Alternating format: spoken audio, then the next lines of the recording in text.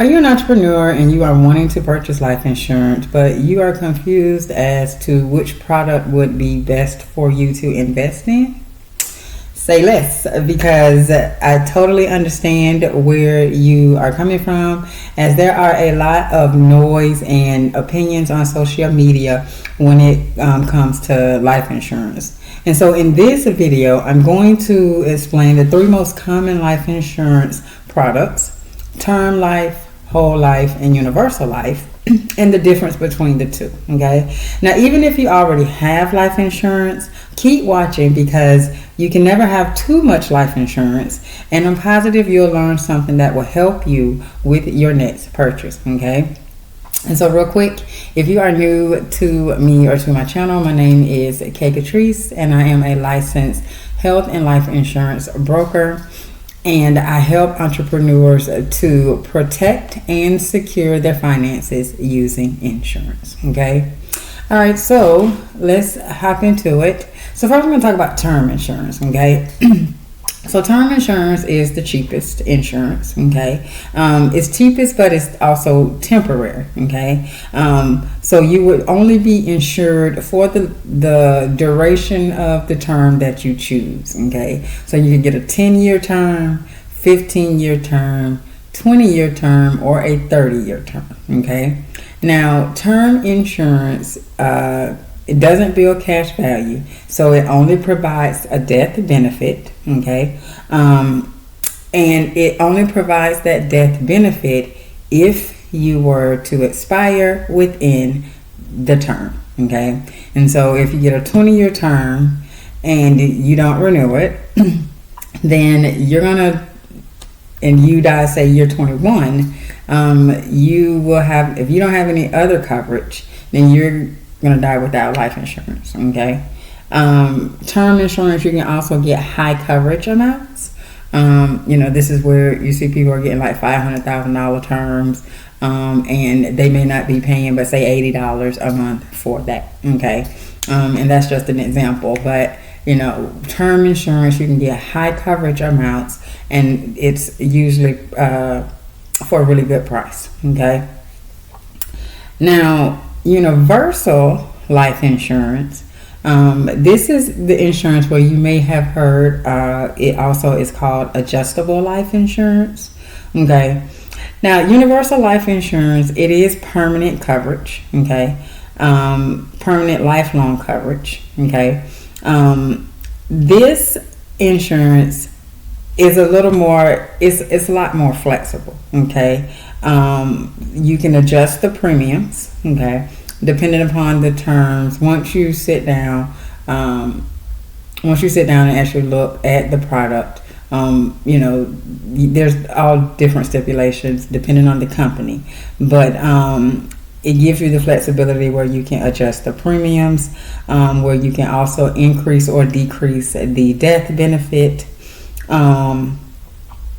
It builds cash value, but the cash value is not guaranteed, because when it comes to universal life, it plays off of the money market rates, and so that's why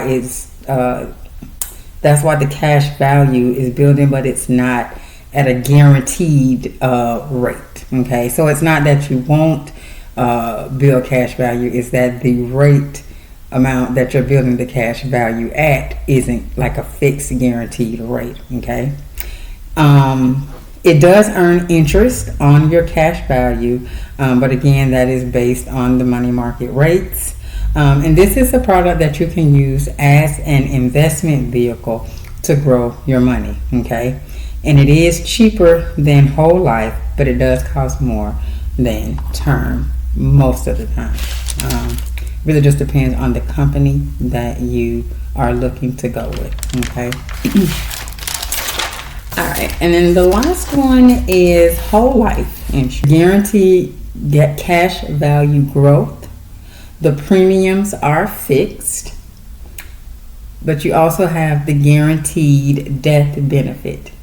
Now, whole life insurance pays dividends. Okay, whereas universal life does not. You can earn interest, but it does not pay dividends. Okay, whole life insurance is the most expensive. Okay, and it can also be used as an investment vehicle.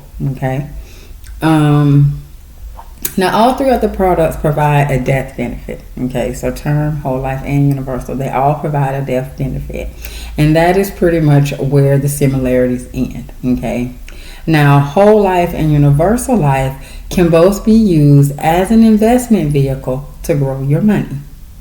Now, whole life is a much safer risk as it builds cash value at a guaranteed rate, whereas universal life is a little more risky because it builds cash value, but it is based upon the money market rates. Okay, and it's also like when you look into like the index universal life.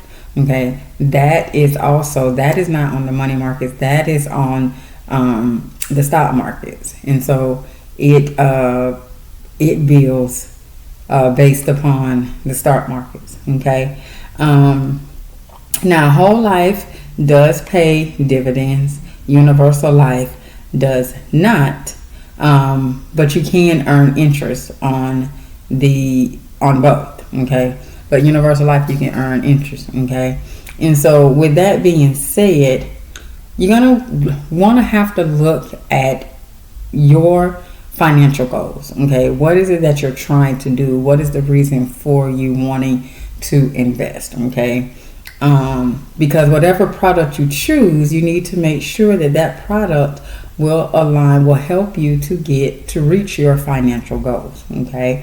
Know that, you don't have to just pick a life insurance just because somebody recommends it to you. Okay, and that's a lot of what I see, especially with the index universal life and the be your own bank.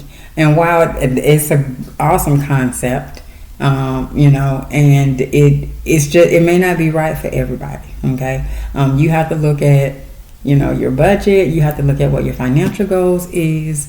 You also have to look at your age, because just depending upon where you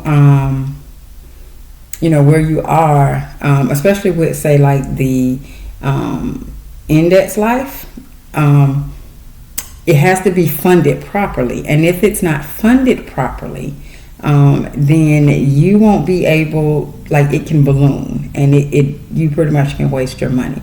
So you have to make sure you are working with somebody who, one, knows what they're doing, and two, is helping you to meet your financial goals and not their financial goals. Okay.